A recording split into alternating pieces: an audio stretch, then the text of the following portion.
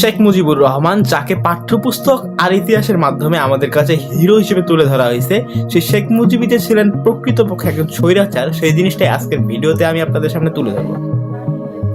শেখ মুজিবের ইতিহাসে 1971 থেকে ডিরেক্টলি চলে যাওয়া হয় 1975 সাল পর্যন্ত, কিন্তু 1972 থেকে 1975 সাল পর্যন্ত শেখ মুজিবের যে শাসনামল ছিল সেই জিনিসটা কিন্তু আমাদের সামনে তুলে ধরা হয় না। এখন আসি মূল পয়েন্টে। 1972-এ শেখ মুজিব দেশে ফেরার পরে তার হওয়ার কথা ছিল রাষ্ট্রপতি, কিন্তু সে ভালো করেই জানতো যে বাংলাদেশের শাসন ব্যবস্থায় রাষ্ট্রপতির থেকে প্রধানমন্ত্রীর ক্ষমতা অনেক বেশি। তাই সে তাজউদ্দিন আহমেদকে সেখান থেকে সরায় নিজে প্রধানমন্ত্রী হয়ে যায় এবং সৈয়দ নজরুল ইসলামকে রাষ্ট্রপতি পদ থেকে সরায় আবু সাইদ চৌধুরীকে রাষ্ট্রপতি পদে দায়িত্ব পায়। সে এই যে ভোট চুরির ইতিহাসের যাত্রা, সেটা শুরু হয় মূলত 1973 সালের নির্বাচনের মাধ্যমে।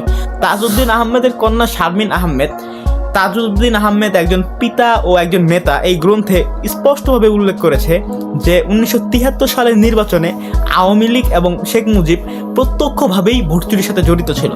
নির্বাচনে শেখ মুজিব 4টা আসন থেকে মনোনয়ন ফর্ম সংগ্রহ করে এবং তার মধ্যে একটা আসন ছিল ভোলার আসন, এবং সেই ভোলার আসনে ডক্টর আজাহার উদ্দিন ছিলেন জাসদের একজন শক্তিশালী প্রার্থী, এবং মনোনয়ন ফর্ম জমা করার দিন ডক্টর আজাহার উদ্দিনকে গুম করে ফেলা হয়।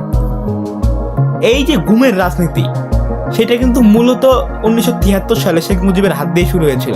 কি এই ভোট চুরির যে কালচারটা, সেটা সেই তখন থেকে শেখ মুজিবের হাত ধরেই চলে আসছে, এবং তার ছেলে শেখ কামাল, যাকে নিয়ে যদি বলতে যাই তাহলে নতুন করে আরেকটা কন্টেন্ট বানানো লাগবে। তার অপকর্মের লিস্ট এত বড় ছিল, ভোট চুরি বলেন আর মানুষ খুন বলেন, সেখান থেকে ব্যাংক ডাকাতি বলেন, এমন কোনো অপকর্ম না যেটা শেখ কামাল করে নেই।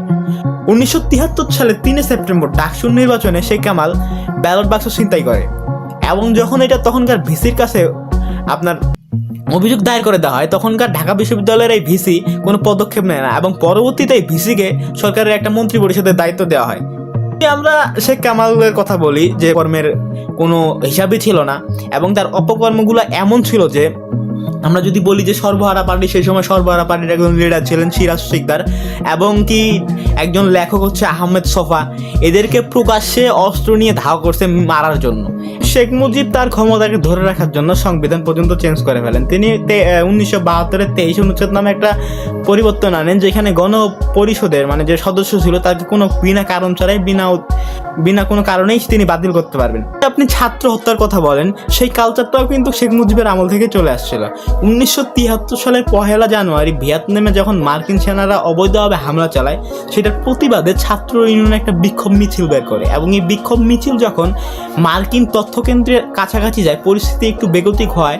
ছাত্র ইউনিয়নের নেতারা মার্কিন পতাকা সরিয়ে সেখানে ভিয়েতনামের পতাকা তোলে, এবং এই এক পর্যায়ে পুলিশ সেই ছাত্র জনতার উপরে শেখ মুজিবের নির্দেশে গুলি চালায়, এবং এতে 2 জন ছাত্র মারা যায়। তো সেই ছাত্র মারার ট্রেন্ডটা কিন্তু শেখ হাসিনা তার বাপ শেখ মুজিবের কাছ থেকে শিখে আসছে।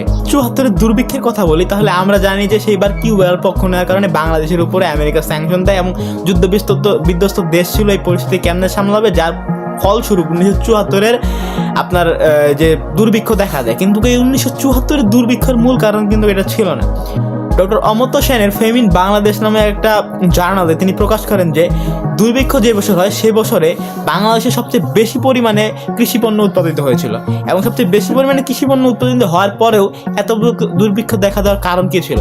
কারণ ছিল শেখ মুজিবের বিলাসবহুল জীবনযাপন, আর আওয়ামী লীগ নেতাদের পকেট ভারী করা। তো থেকে 1975 এর মধ্যে ভারতে প্রায় 2000 মার্কিন ডলার সমমূল্যের পণ্য পাচার হয়, যেটা বাংলাদেশি এক গণমাধ্যমে তুলে ধরা হয়েছিল।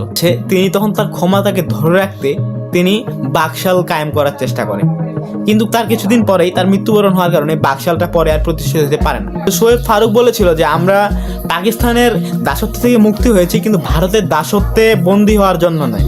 অনেকেই জানে না যে পাকিস্তানের তালিকাভুক্ত 195 জন ওয়ার অফ প্রিজন, মানে যাদেরকে যুদ্ধ সময় বাংলাদেশের মানুষের উপর অমানবিক নির্যাতনের কারণে যে সব 195 জন পাকিস্তানিকে বাংলাদেশে আটক করে রাখা হয়েছিল, আমাদের মহান শেখ মুজিব সেই 195 জনকে একবারে আপনার মুক্তি দিয়ে দেয়, ক্ষমা প্রদান করে দিয়ে দেয়।